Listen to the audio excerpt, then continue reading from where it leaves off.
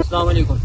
मेरा नाम मोहम्मद बिलाल पराचा है। इस टाइम हम अपने कैटल पे मौजूद हैं और मैंने कहा एक वीडियो आपसे शेयर करूं कि इस टाइम हम अपने सारे जानवर को हेप्टा सिर्फ पिला रहे हैं। ये बेसिकली जानवर का हाजमा अच्छा कर देता है, जानवर की भूख खोलता है और ये इस वजह से इस्तेमाल होता है।